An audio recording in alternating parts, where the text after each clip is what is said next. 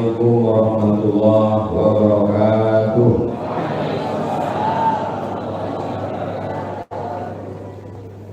Kalau hendak mau menangkap alam, pergilah ke Pulau Buru. Dari bunyi sambutan salam, nampaknya jamaah ini terlalu terharu. Mudah-mudahan semuanya sehat. Alhamdulillah. Allahumma sholli wa sallim ala Rasulillah wa ala alihi wa sahbihi wa man tabi'ahum wa wala.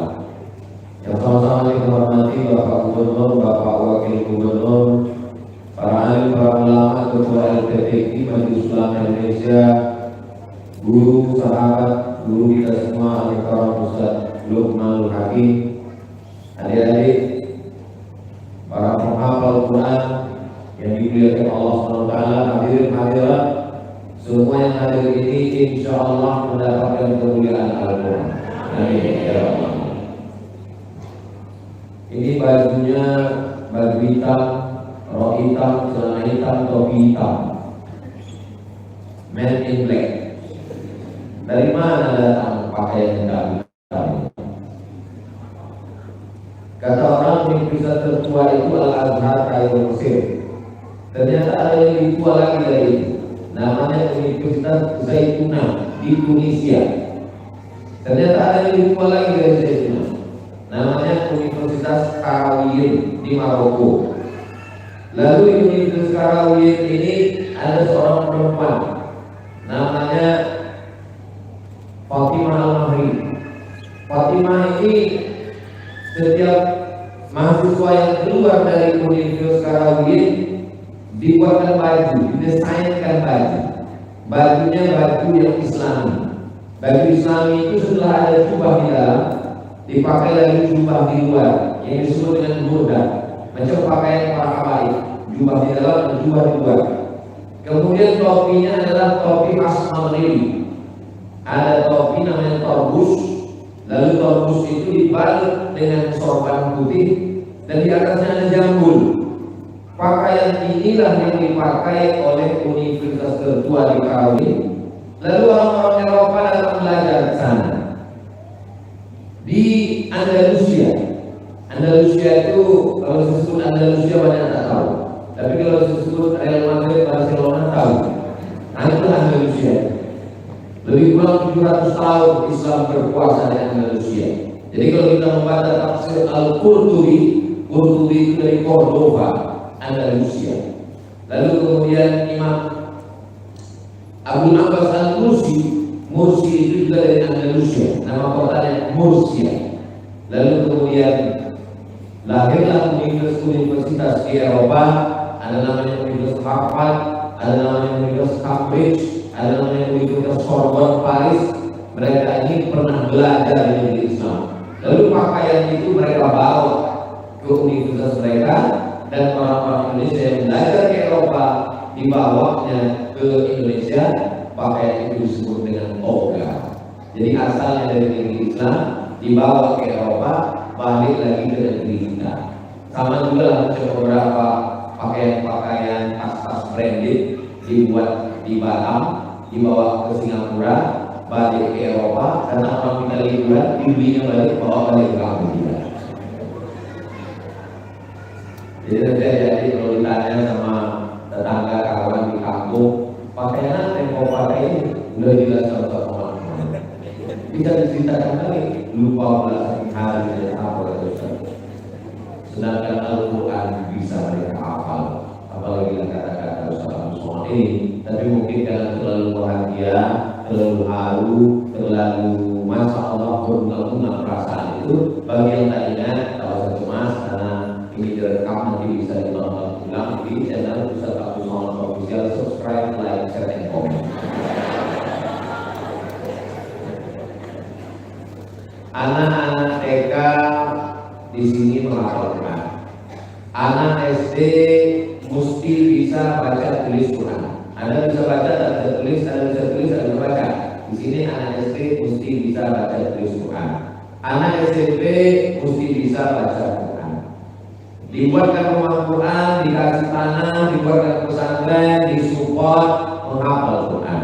Sesudah hafal Quran, di wisuda, dikasih uang saku, dicarikan tempat untuk kuliah yang menyediakan beasiswa khusus menghafal Quran, yang mudah diberangkatkan umroh, tempatnya ditinggikan lebih tinggi dari gubernur, lebih tinggi dari kepala dinas, kepala kantor yang tak berkepala maupun berkepala, lebih tinggi dari Ustaz Abdul Somad, dimuliakan. Bagi yang punya bakat entrepreneur disediakan ruko-ruko, kantor-kantor untuk membuka usaha bisnis. Setelah nanti tamat dari universitas akan disambut balik pulang di Pemda. Satu programnya 5.000 penghafal Quran. Ternyata yang calon-calon penghafal Quran sekarang sudah lebih dari 7.000. Jadi kalau ada bupati, gubernur, wali kota, kepala daerah yang tak tahu bagaimana cara berbuat, datanglah studi banding ke Pontianak. Anak-anak 5 tahun sampai datang ke Pontianak, tengok, perhatikan bagaimana. Kita tahu apa yang mau dibuat. Maksudnya mau tujuh ada. Apa guna jabatan 5-10 tahun itu? Apalah guna tanda tangan di ujung jari itu dan pakai? Apalah perasaan Ustaz tadi duduk di antara berdiri di antara Pak Gubernur, Pak Wakil Gubernur, Ustaz Lukman, Ustaz Ketua LPTI?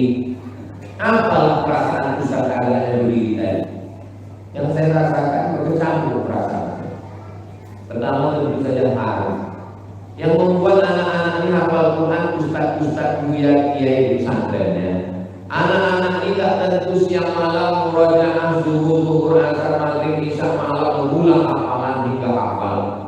Disupport, dibuatkan SK-nya, didatangkan ke kantor, di kediaman, di wisuda. Yang bersusah payah, yang bertutus lumus, kepala jadi kaki jadi kepala, guru mereka, gubernur, wakil gubernur, ketua LPT beserta para asatidz, mereka yang menghafal. Tapi giliran menyerahkan ijazahnya, Abdul Somad dikasih performa. Allah saja yang membalas lebih baik. Bisa memasuk berlayar masa sedih di dalam peti hutang masa lebih baik hutang budi di bawah.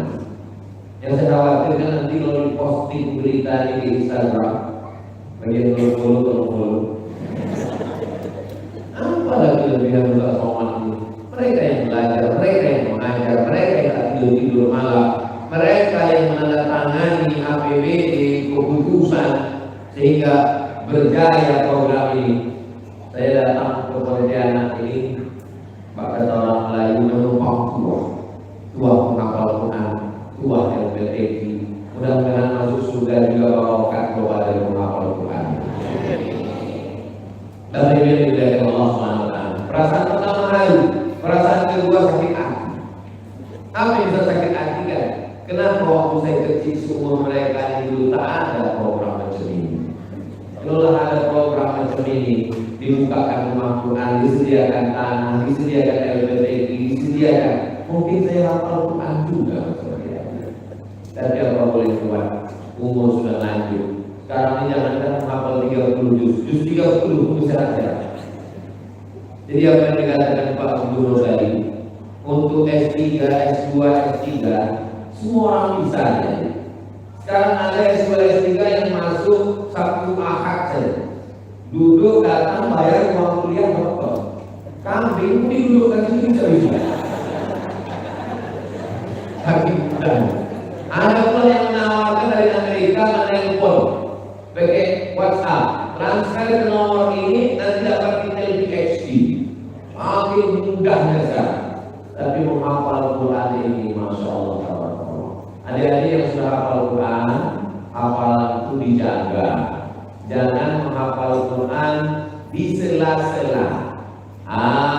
Murojaah mengulang ini nantilah sela-sela iklan sinetron. Nantilah di sela-sela dalam perjalanan. Jangan. Muliakan Quran ini. Kalian sudah dimuliakan oleh Quran. Kenapa kalian diletakkan di atas? Kenapa tempat kalian lebih tinggi? Kenapa kalian lebih dimuliakan dari semua?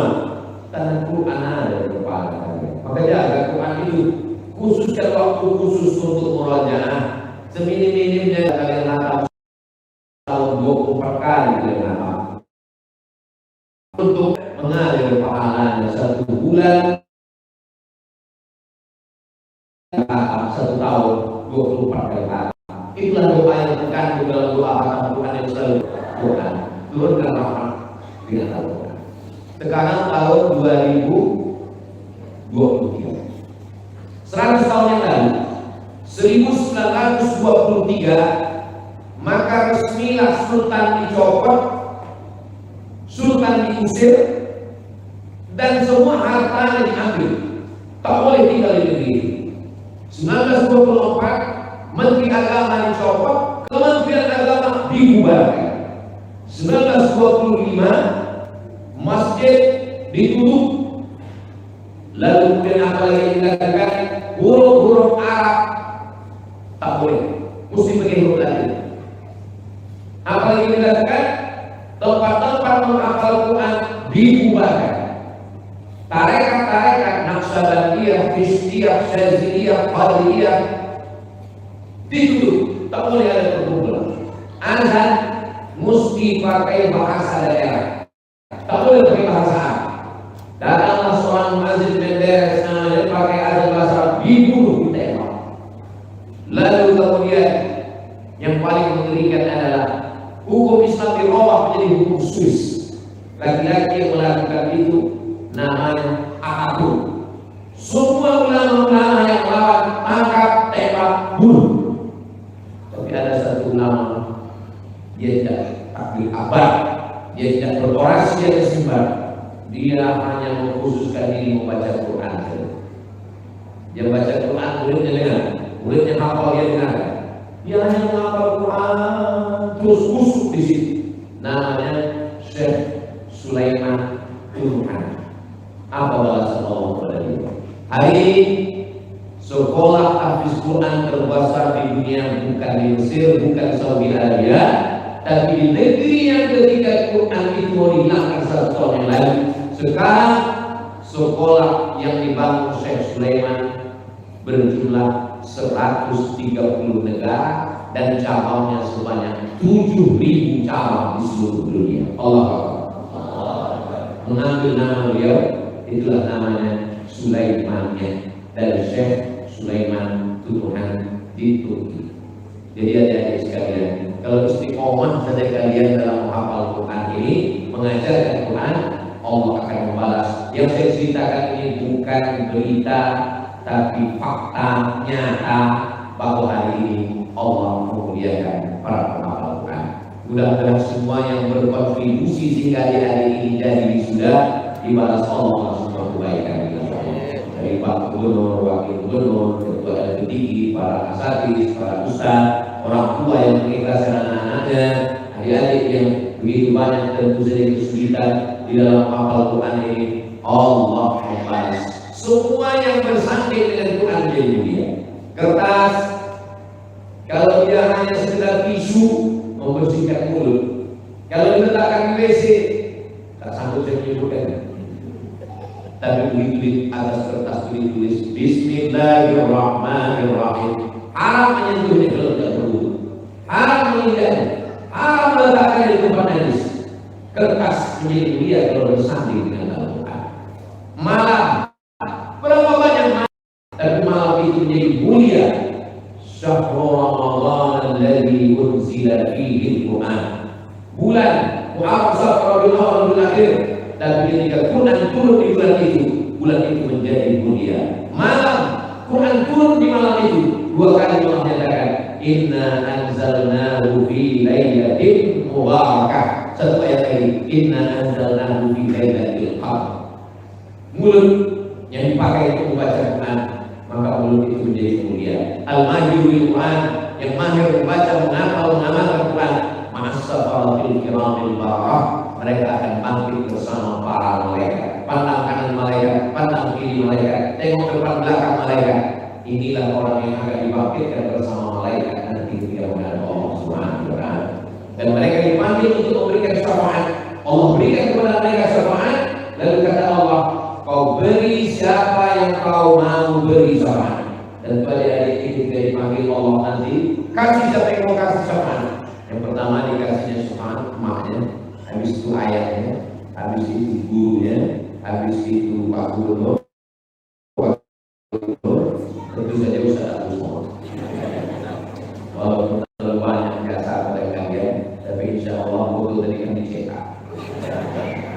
Dimuliakan Allah Subhanahu wa Ta'ala. Begitulah penghafal Quran, dimuliakan Allah, dimuliakan di bumi, dimuliakan di langit, dimuliakan di catatan para malaikat. Mereka yang dirindukan Allah. Ada seorang ulama yang sangat terkenal, meninggal tahun 1916, namanya Syekh Ahmad Khatib. Syekh Ahmad Khatib ada dua. Yang satu Syekh Ahmad Khatib Sambas, lebih tua. Yang satu lagi namanya Syekh Ahmad Khatib Al-Minkalawi dari Minangkabau, Imam Masjidil Haram. Waktu itu majlis paling banyak dihadiri orang di Masjidil Haram setelah Syekh Ahmad Khatib Sambas meninggal, Syekh Ahmad Khatib Al-Minkalawi. Sampai akhirnya terlintas dalam hatinya, inilah majlis yang paling ramai, inilah majlis yang paling diterima orang, inilah majlis yang paling hebat. Suatu malam dia bermimpi dengan Nabi Muhammad SAW. Waktu dalam mimpi itu dia bertanya, ya Rasulullah, di antara majlis-majlis yang ada di Masjidil Haram ini, waktu itu di tiap-tiap Masjidil Haram itu ada majlis bulan, ada majlis bulan, ada majlis bulan. Di antara majlis yang paling ramai ini, majlis mana yang paling mulia ya Rasulullah? Kata Rasulullah, ada satu majlis di tiang anu di Masjidil Haram. Terkejut siapa? Oh, bukan majlis apa? Dicarinya majlis di tiang majlis surga Rasulullah. Dicarinya, ditengoknya di tiang itu cuma satu guru menghadapi satu murid. Heran deh, kenapa majlis ini yang dikatakan Rasulullah dalam mimpi majlis yang paling mulia? Ditanyakan apa yang diajarkan? Rupanya guru ini hanya mendengarkan muridnya mengulang hafalan Quran, dan dia tidak menerima murid sebelum satu murid ini selesai. Hafal Quran 30 juz lengkap dengan sanadnya, qiraat Imam Hafs dari Imam Asim, qiraat Imam Warsh, qiraat Imam Qubul, Ibnu Katsir. Setelah khatam murid ini dia terima murid yang lain. Rupanya majlis yang paling mulia itu bukan ditengok dari jumlah jamaahnya, tapi ditengok dari kualitas. Yang paling berkualitas adalah Quran. Itu yang dikatakan Nabi dalam hadis, khairukum, orang yang paling mulia di antara kamu, man ta'allama al-Quran, orang yang mengajarkan Quran, orang yang belajar Quran, orang yang menghafal Quran, wa 'allamahu, dan mengajarkan Al-Quran. Bapak Ibu masyarakat Pontianak Kalimantan Barat adalah orang-orang yang beruntung, bertuah. Kalau tuah ada di badan, pasir dilegam menjadi intan. Kenapa begitu? Hidup di zaman yang kata orang canggih banyak godaan. Berapa banyak anak-anak yang rusak kepalanya karena parabola, karena internet. Tapi justru di zaman ini pula anak-anak kita menjadi penghafal Quran. Menghafal Quran tahun 70-an dengan menghafal Quran tahun 2023 tak sama. Waktu itu yang rusak kepala karena manusia tidak banyak, tapi di tengah anak muda rusak kepalanya karena website, game online, judi online, maaf kakak seks online. Tapi justru anak-anak bisa menjadi penghafal Quran. Allah menjaga kalian dengan hafalan Quran ini, insyaallah. Diturunkan Allah malaikat penjaga, sebagaimana Allah menurunkan kepada seorang sahabat. Tiba-tiba di dalam kemah dia sholat, di tengah, di luar dia dengarkan ringkikan kudanya. Setelah dia melapor ke Nabi Sallallahu Alaihi Wasallam, saat aku membaca surah Al-Kahfi ya Rasulullah, tiba-tiba kuda meringkik. Apa yang terjadi malam itu? Kata Nabi Sallallahu Alaihi Wasallam, Allah mengirimkan malaikat menurunkan rahmat untuk engkau. Kuda itu bisa melihat malaikat, engkau tak bisa. Begitulah ketika adik-adik nanti mengulang hafalan murojaah di rumah. Saat dibacakan Quran di rumah betul rahmat. Saat dibacakan di kamar betul rahmat. Saat dibacakan di kantor betul rahmat. Maka sudah berapa kali tahun lalu saya hadir wisuda Hafiz Quran. Tahun ini saya datang sekali ke Pontianak, ada lagi wisuda. Sebetulnya berapa orang yang di wisuda ini? Kata Kiai, kata Ustaz kita, setiap 3 bulan sekali anak-anak dites yang lulus berkisar antara 30 sampai 50 orang. Inilah yang di wisuda terus. Mudah-mudahan tercapai target 5.000 penghafal Quran di Kalimantan Barat ini, insyaallah. Sehingga Allah menurunkan rahmatnya ke negeri ini terjaga, terpelihara. Jadilah negeri ini baldatun thayyibatun warahmatullah. Kalau kita tinjau sejarah kembali pulang ke beberapa abad silam, memang nampak tanah ini bertuah. Di antara banyak tanah ini yang dipilih oleh keturunan Rasulullah SAW untuk mendirikan sebuah kerajaan. berdiri kesultanan, berdiri masjid. Sampai hari ini keindahan itu bisa dinikmati. Kita telusuri Sungai Kapuas, nampak istananya, nampak masjidnya, ada kuburan sultannya. Ini tanah yang dimuliakan Allah sejak dari zaman silam. Selesai masa kerajaan, muncul Orde Lama. Habis masa Presiden Soekarno-Hatta, muncul Orde Baru. Habis masa Orde Baru, datang masa reformasi. Ternyata negeri masih berubah. Zaman boleh berganti, musik boleh berubah, macam-macam sistem negara, dari kesultanan, kerajaan sampai republik. Tapi ternyata apa yang terjadi? Walaupun kita pakai republik, demokrasi, ternyata Allah berikan keberuntungan. Akhirnya tetap ada kepedulian kepada Al-Quran. Masjid besar, ada APBD tiap tahun. Kenapa bisa diusahakan? Dibangun sekolah, sekolah ramai, dibangunkan usaha untuk bisnis Islami, anak-anak yang hafal Quran tapi punya bakat entrepreneur, dia bisa menerapkan dua-duanya dapat, hafalan Qurannya dapat, bisnisnya dapat, bisa belum masuk ke fakultas kedokteran. Rabbana atina fid dunya hasanah wa fil akhirati hasanah. Ada seorang penghafal Quran yang menjumpai saya, kata dia, Ustaz Somad, saya pilihan dua. Pertama, saya mau dapat beasiswa di Madinah. Yang satu lagi mau jadi dokter di fakultas kedokteran. Saya pilih mana Pak Ustaz? Saya bilang di Al-Azhar bagus, di Madinah bagus, di Ummul Qura bagus, di Darul Hadis Maroko bagus. Tak ada yang salah. Hanya saja kalau kamu hafal Quran, balik dari sana jadi ustaz, jadi dosen, jadi alim ulama. Kalau hafal Quran jadi dokter spesialis, nanti orang-orang yang mengatakan, saya tak mau lah, saya menghafal Quran, nanti jadi ustaz, jadi imam tarawih. Orang-orang yang akalnya macam galah panjang sejengkal, hendak menduga lautan karunia Allah. Imanuhum fi ayunihim, imannya di matanya. Kalau dia menengok ustaz, merendahkan dia. Tapi kalau kau hafal Quran, kau jadi dokter spesialis, kau kaya, mobilmu bagus, rumahmu bagus, orang lebih yakin, lebih percaya tentang mukjizat kemuliaan Al-Quran. Saya tak mengajak menganjurkan, saya hanya berpikir, mengajak untuk berpikir. Pilihlah, kamu mau jadi dokter spesialis atau mau jadi ulama, atau mau jadi dokter yang ulama sekalian. Rupanya dia lebih memilih untuk menjadi dokter spesialis, sehingga dapatlah kita berkata, silakan anak menghafal Quran, dia akan jadi dokter spesialis yang soleh, soleha. Silakan punya anak menghafal Quran, dia akan menjadi pengacara, lawyer, pembela. Silakan menjadi anak menghafal Quran, dia akan jadi bupati, gubernur, kepala daerah, anggota legislatif, DPD, DPR RI, sehingga akan muncullah Kapolri menghafal Quran, Panglima menghafal Quran, Presiden menghafal Quran, gubernur menghafal Quran. Kalau mau rahmat Allah tetap turun ke negeri ini, maka semakin banyak kita cetak menghafal Quran. Tanah-tanah yang luas, Bapak Ibu yang punya tanah, wakafkan. Masya Allah, tabarakallah. Apa kata gubernur tadi? Tanah yang 1 meter dan 1 juta, Pak Ustaz, 1 hektar 10 miliar digunakan untuk menghafal Quran. Dibangunkan asrama, Ustaz didatangkan untuk memimpin anak-anak.